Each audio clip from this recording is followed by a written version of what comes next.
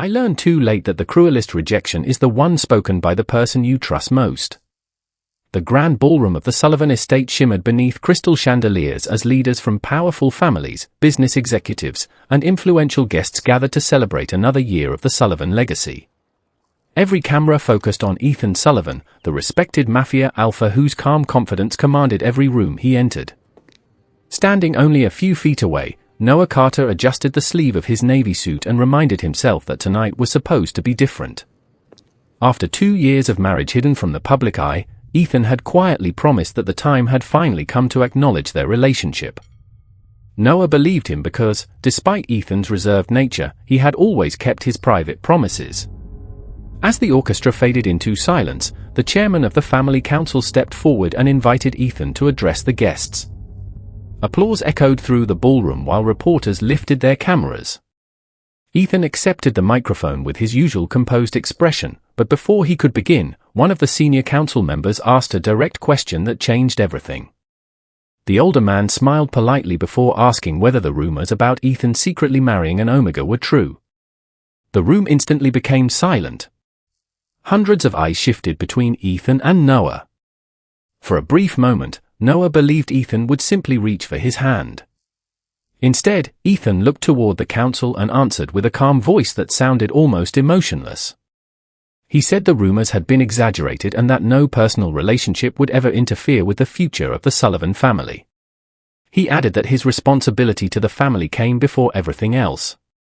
Those carefully chosen words felt heavier than any accusation. No one laughed. No one argued. The silence itself became the loudest answer. Noah lowered his eyes, forcing himself to remain composed while flashes from dozens of cameras illuminated the room. He understood exactly what everyone believed they had just witnessed. Without creating a scene, he quietly stepped away from the crowd, crossed the marble hallway, and left the estate through the front entrance. Outside, the cool evening air felt strangely peaceful compared to the noise inside the ballroom. He removed the wedding band from his finger, held it tightly for a long moment, then slipped it into the pocket of his coat instead of throwing it away. He was not angry anymore. He was simply exhausted. During the following days, Noah rented a small apartment several hours away and began searching for a teaching position where nobody knew his name. He ignored every news report discussing Ethan's speech because he no longer wanted explanations. Then, one quiet morning, after feeling unusually unwell for several days, Noah visited a neighborhood medical clinic expecting nothing more than exhaustion. The doctor returned carrying a gentle smile and a medical report that changed Noah's future forever. He was going to become a father. Sitting alone beside the clinic window, Noah carefully placed one hand over the report and whispered a promise that no matter how difficult life became, this child would always grow up knowing what unconditional love truly felt like. For years passed more quietly than Noah had ever imagined. The small coastal town where he settled never asked questions about his past, and that was exactly why he stayed. Every weekday morning he walked Liam to the local preschool before teaching art classes at the neighborhood community center. The little white house they rented overlooked the ocean, and although it was modest, it was filled with paintings, laughter, and the comforting routine Noah had built with his own hands. Liam grew into a cheerful 4-year-old whose bright smile could soften even the most difficult day. He loved drawing sailboats, collecting smooth seashells, and asking endless questions about the world around him. Whenever he asked about his father, Noah simply smiled and explained that some people needed more time to find their way home. He never spoke with bitterness because he refused to let disappointment become part of the childhood his son deserved. Hundreds of miles away, Ethan Sullivan continued leading the Sullivan organization with the same discipline that had earned him respect from everyone around him. His public reputation became stronger than ever, yet his private life remained painfully empty. The wedding band he had once removed after Noah disappeared still rested inside a locked drawer in his office. Every year on the anniversary of the gala, Ethan quietly cancelled every meeting for 1 hour and sat alone, replaying the moment he had chosen responsibility over the person he loved. He often convinced himself that Noah had found happiness with someone else, believing that perhaps leaving had given him the peaceful future Ethan thought he could never provide. One spring afternoon, Ethan traveled to the same coastal town for a charitable education project sponsored by the Sullivan Foundation. After the formal presentation ended, he decided to walk along the harbor before returning home. Children laughed near the boardwalk while families enjoyed the warm sunshine. Ethan paused when he noticed a little boy kneeling beside the water, carefully sketching a lighthouse in a notebook with surprising concentration. The child looked up for only a second, revealing familiar blue-gray eyes that made Ethan freeze where he stood. Something about that face felt impossible to ignore. Before he could understand why, the boy smiled politely and ran toward a man waiting nearby with art supplies slung over one shoulder. Ethan recognized Noah immediately. Time had changed neither the kindness in his expression nor the quiet strength in the way he carried himself.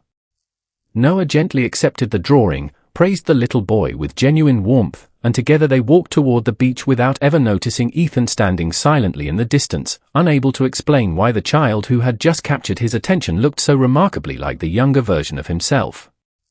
Some questions become impossible to ignore once the heart has already recognized the answer before the mind can explain it. Ethan remained in the coastal town one extra day, canceling 2 important meetings for the first time in years. Officially, he claimed he wanted to review the Sullivan Foundation project in greater detail, but the truth was much simpler. He could not stop thinking about the little boy with the familiar blue-gray eyes. The following morning he quietly walked toward the community art center where local children gathered for weekend painting classes. Standing outside the open windows, he watched Noah patiently guide a room full of smiling children through a watercolor lesson. Liam sat in the front row, completely focused on painting a lighthouse beside a small white house facing the ocean.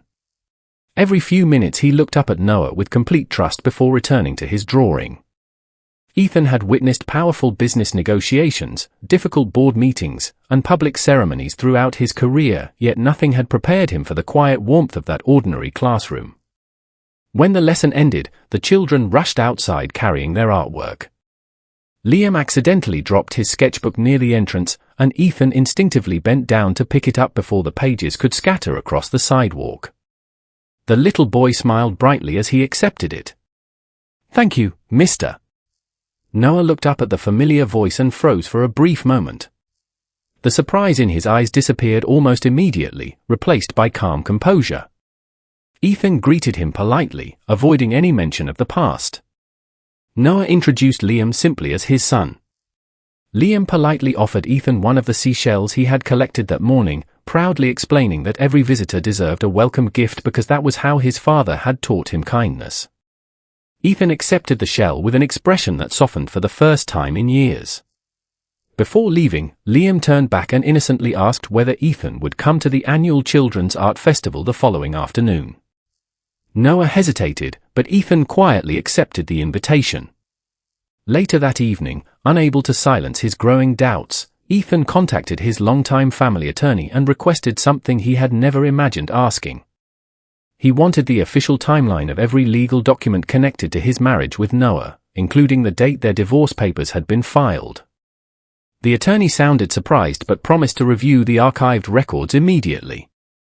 Less than an hour later, Ethan received an unexpected phone call. The attorney explained that no finalized divorce had ever been recorded because Noah had never signed the documents Ethan's legal team prepared after the separation. Legally, they were still married. Ethan sat motionless in his hotel room, trying to understand why Noah had walked away without ending the marriage. Before he could process that revelation, another email arrived containing archived medical insurance records that had remained linked to the marriage during the first year after Noah disappeared. One date immediately caught his attention. Noah had visited a prenatal clinic only a few weeks after leaving the Sullivan estate. Ethan stared at the screen as every memory from 4 years earlier came rushing back. The timing left almost no room for doubt. His heartbeat quickened while he looked again at the seashell Liam had given him only hours before. For the first time, he allowed himself to ask the question he had been unconsciously avoiding since seeing the little boy on the beach. What if Liam was not simply Noah's son, but their son? The hardest truth is not discovering that someone kept a secret from you. It is realizing they believed they had to carry that secret alone. Ethan spent the entire night staring at the medical record displayed on his laptop. Every data lined perfectly with the night Noah had walked away from the Sullivan estate. There was no anger in his thoughts, only an overwhelming weight of regret. By sunrise he made a decision that surprised even his closest advisors. He instructed his security team not to investigate Noah any further and ordered every private inquiry concerning Liam to stop immediately. If the little boy truly was his son, Ethan refused to learn more through surveillance or hidden reports. He would only accept the truth if Noah chose to tell him freely. The following afternoon Ethan quietly attended the annual Children's Art Festival exactly as Liam had invited him. The small park overlooking the ocean was filled with colorful paintings, music, families, and rows of handmade artwork created by local children. Liam proudly displayed a watercolor painting of a lighthouse beside a white cottage. When Ethan stopped to admire it, the little boy smiled brightly and explained that the lighthouse always protected ships without asking for anything in return. The simple word settled deeply in Ethan's heart. Noah approached moments later, thanking Ethan for supporting the community event. Their conversation remained polite but cautious, as if both were carefully avoiding the memories standing silently between them. Before Ethan could say anything about the past, Liam tugged gently on Noah's sleeve and asked whether Mr. Ethan could help judge the children's painting contest because he looked very serious and very fair. Noah could not help smiling at his son's innocent request. Ethan accepted, spending the next hour encouraging every child with genuine kindness rather than authority. Watching him patiently compliment young artists, Noah realized he was seeing a side of Ethan that the powerful Sullivan family had never allowed anyone else to notice. As the festival ended, a sudden coastal rain shower surprised everyone. Parents hurried to gather paintings before they became wet. Ethan immediately helped volunteers carry artwork into the community center without drawing attention to himself. Liam laughed as all three of them worked together to rescue colorful drawings from the rain. For a brief moment, they looked less like strangers and more like a family sharing an ordinary afternoon. Later that evening, Noah discovered that several expensive art supplies had quietly been delivered to the community center along with a handwritten note requesting that no donor names ever be displayed because the children deserved to believe kindness could exist without recognition. Noah immediately recognized Ethan's handwriting but found no signature. Days passed, and similar acts continued. The playground fence was repaired. New books appeared in the reading corner. The school's aging art tables were replaced. Ethan never visited unexpectedly, never asked personal questions, and never attempted to force his way into Noah's life. He simply helped from a respectful distance. One evening, while organizing old teaching materials at home, Noah opened a forgotten storage box containing documents he had carried away for years earlier. Hidden between sketchbooks rested an unopened envelope addressed in Ethan's handwriting. He slowly unfolded the letter and realized it had been mailed only days after he disappeared. Inside was a heartfelt apology, along with unsigned divorce papers and one sentence that instantly filled his eyes with tears. "If loving me ever costs you your freedom, I will choose your freedom every single time." Before Noah could finish reading, Liam walked into the room holding a family drawing he had just completed. Smiling proudly, he pointed to three figures standing together beneath the same lighthouse and innocently asked why the man he had drawn looked exactly like Mr. Ethan. Sometimes forgiveness begins long before the person who needs it is ready to ask. Noah spent the next several days carrying Ethan's unopened letter everywhere he went.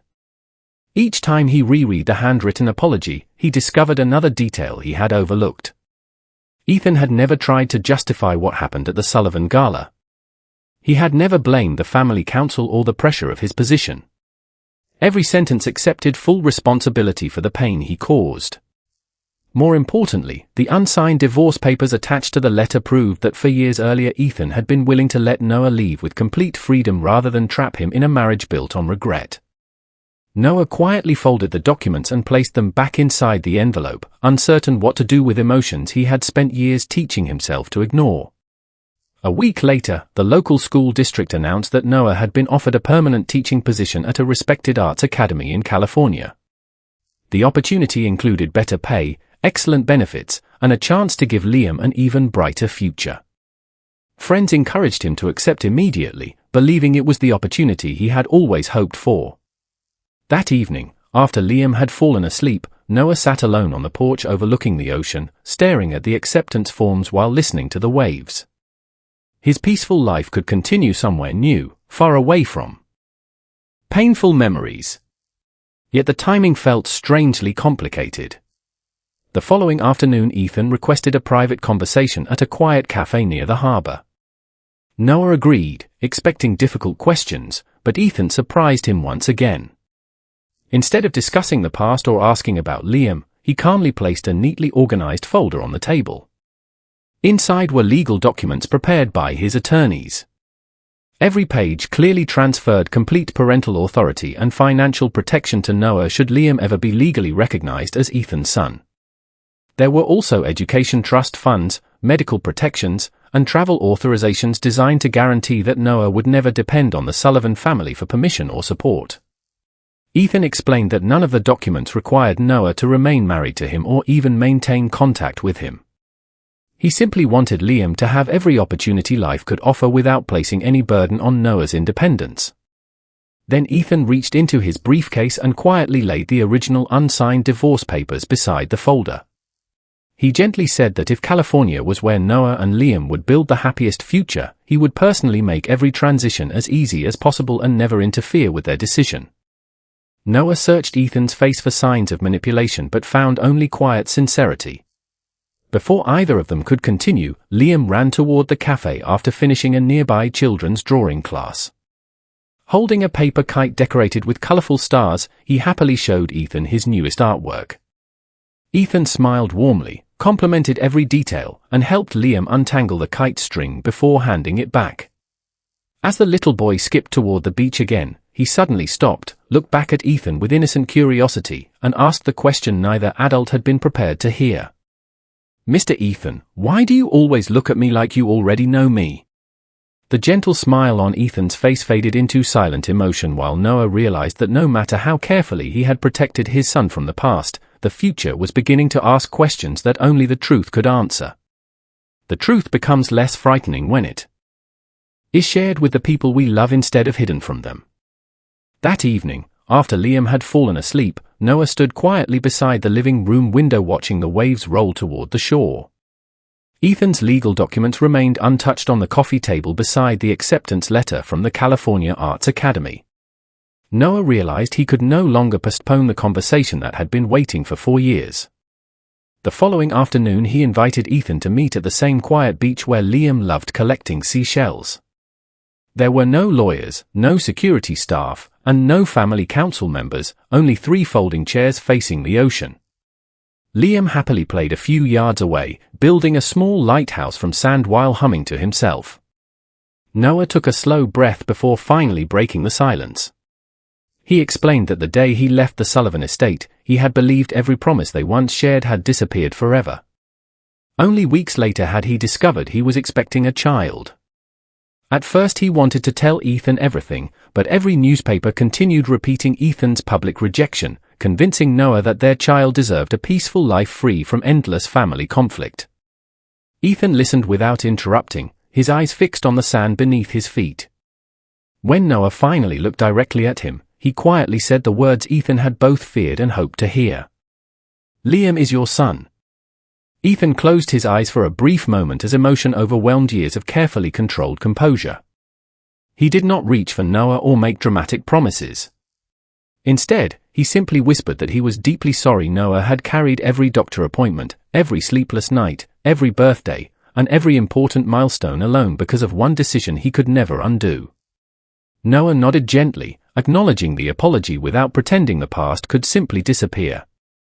Before either man spoke again, Liam ran toward them holding the sand lighthouse he had proudly completed. He looked from Noah to Ethan with innocent curiosity and asked whether the serious conversation had anything to do with him.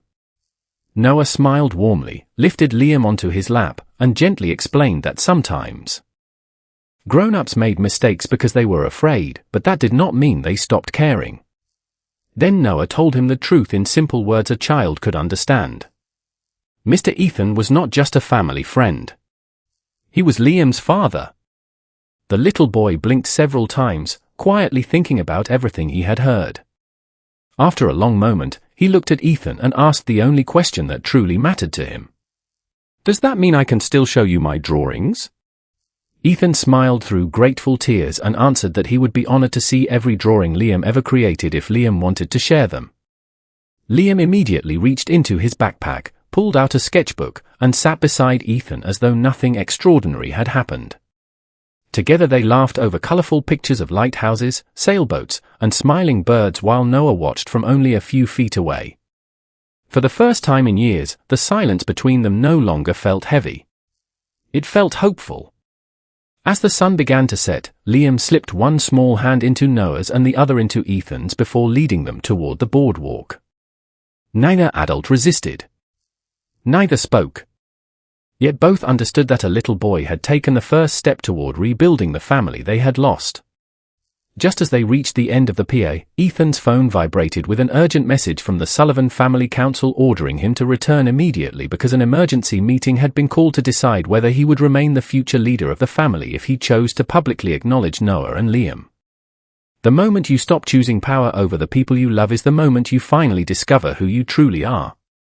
Ethan returned to the Sullivan estate the following morning, leaving the peaceful coastline behind with a promise to Noah that he would come back before the weekend ended.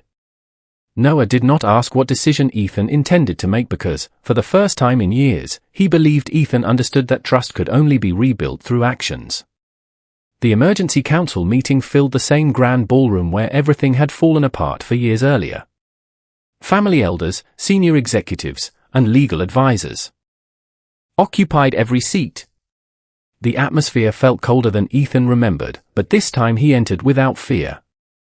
The chairman calmly explained that rumors regarding Noah and a young child had already begun circulating among influential families. If Ethan publicly acknowledged them, the Sullivan family believed their reputation would suffer. The council offered a simple solution. Ethan could continue leading the organization if he permanently separated himself from Noah and the child. In exchange, every family asset and business position would remain under his control. The room became completely silent while everyone waited for his answer. Ethan slowly stood and looked around the same hall where he had once chosen responsibility over love. He admitted that for years earlier he had mistaken fear for duty and silence for strength. He confessed that protecting the Sullivan name had cost him the family he valued most. Then he calmly announced that he would never repeat that mistake again. He declared before every council member that Noah was still his lawful husband and that Liam was his son. If recognizing his own family meant losing his position, then he accepted that consequence without hesitation. Several council members protested immediately, warning that such a decision could divide the organization. Ethan listened respectfully before placing his official resignation as future chairman on the conference table.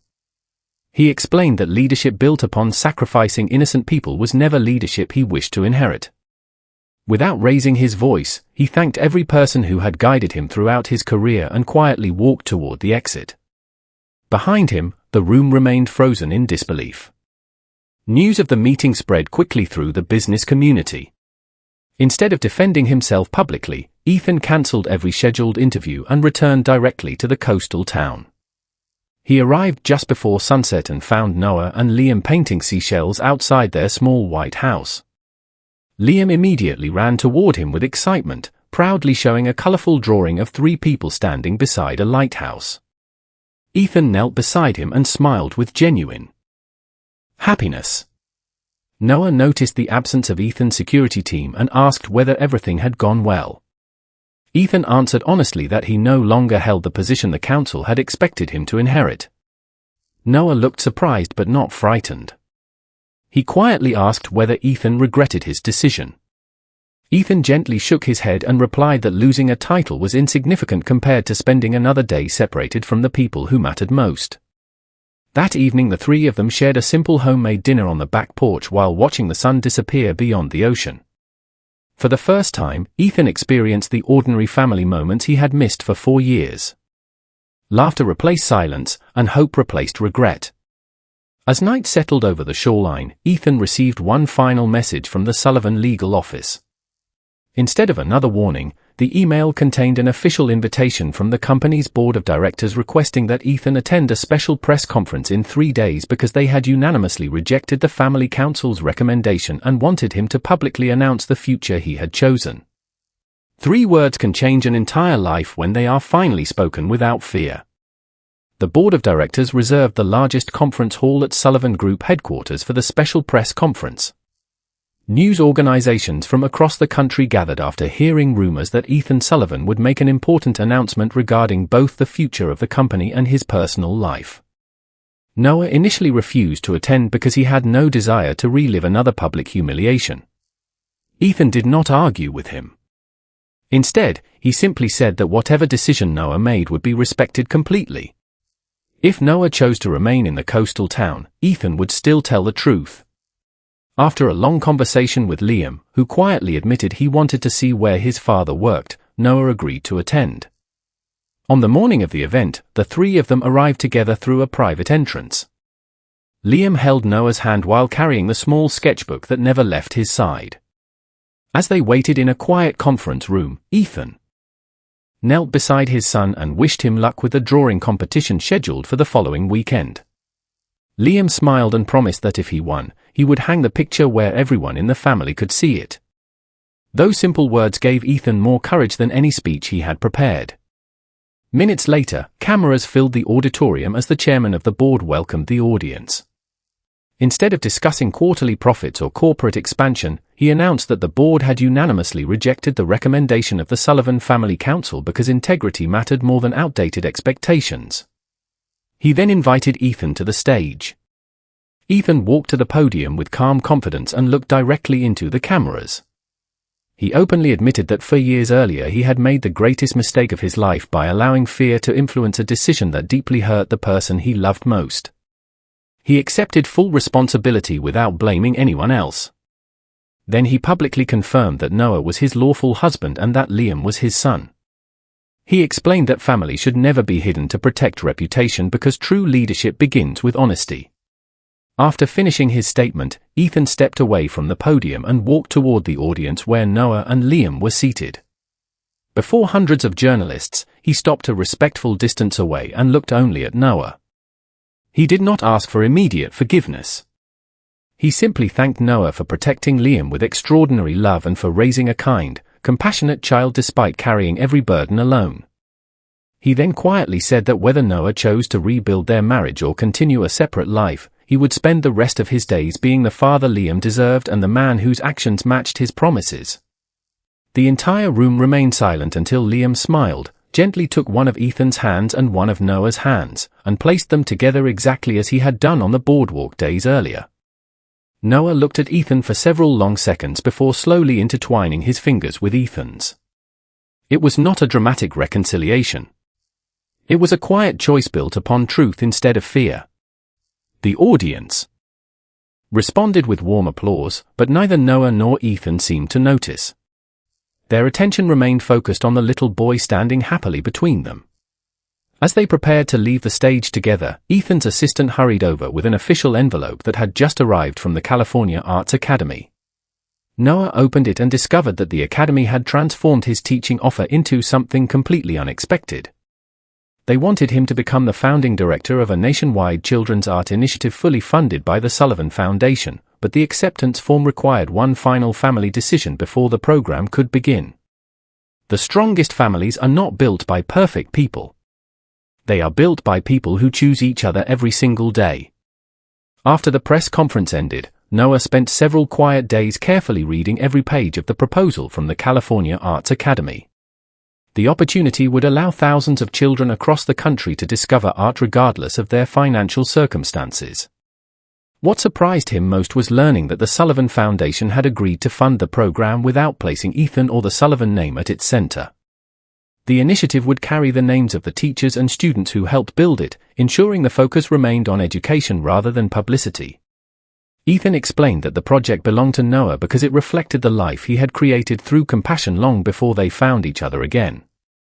Noah smiled gently and signed the acceptance papers, but only after adding one personal condition. The first permanent art center would be built in the same small coastal town where Liam had grown up, giving local children the opportunities that had once seemed impossible. Several months later, construction of the Community Art Center was completed. On opening day, families filled the bright classrooms decorated with colorful paintings created by children from every neighborhood. Liam proudly guided visitors through the galleries, eagerly pointing out which pictures belonged to his friends. Watching his son laugh freely among smiling families, Ethan realized success had never been measured by boardrooms, titles, or influence. It was measured by moments exactly like this. Later that afternoon, with the ocean sparkling behind them, Ethan invited Noah and Liam to walk toward the lighthouse that had inspired so many of Liam's drawings. Waiting there was a small gathering of close friends, teachers, and neighbors who had quietly become part of their lives over the previous months. There were no reporters, no business leaders, and no family council members. Everything felt peaceful and genuine. Ethan turned toward Noah and admitted that years earlier he had asked the world to believe his words instead of his heart. This time he wanted every promise to be proven through the life they would continue building together. Noah looked into Ethan's eyes and saw no trace of the frightened man who had once chosen reputation over love. In his place stood someone who had learned that real strength required honesty, humility, and patience.